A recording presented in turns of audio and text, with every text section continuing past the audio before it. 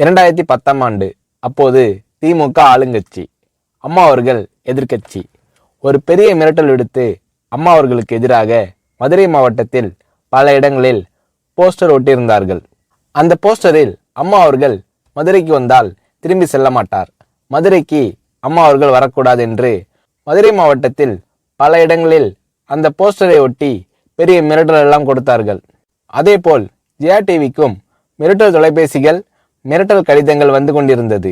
ஜெயா டிவியின் செய்தி பிரிவினர் இந்த மிரட்டல்களை பற்றியெல்லாம் தியாகத்தலைவி சின்னம்மா அவர்களிடம் சொல்லி அம்மா அவர்களின் கவனத்திற்கு கொண்டு சென்றார்கள். அம்மா அவர்கள் துணிச்சல், வீரம், கம்பீரம் இவற்றின் ஒட்டுமொத்த உருவம்.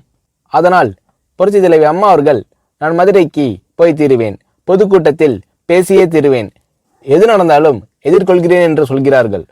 ஒரு கட்டத்தில் ஜெயா டிவிக்கு மிரட்டல் எப்படி வருகிறது என்றால், ஜெயா டிவியின் அலுவலகத்தை வெடிகுண்டு வைத்து தகர்ப்போம், அம்மா அவர்கள் மதுரைக்கு வந்தால் ஜெயா டிவியை ஒழிப்போம், இப்படியெல்லாம் நிறைய மிரட்டல்கள் தொலைபேசியின் வாயிலாகவும் கடிதத்தின் வாயிலாகவும் வந்து கொண்டிருக்கிறது.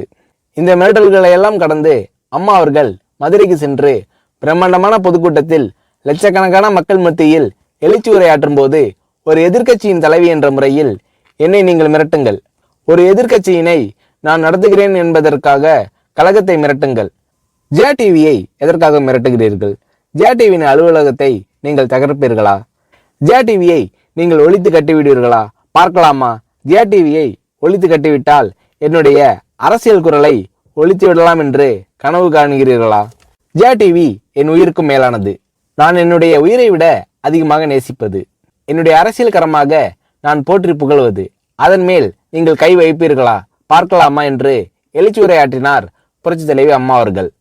இப்படியெல்லாம் அம்மா அவர்களின் அன்புக்கும் மரியாதைக்கும் பாத்திரமாக ஜெயா டிவி இருந்தது.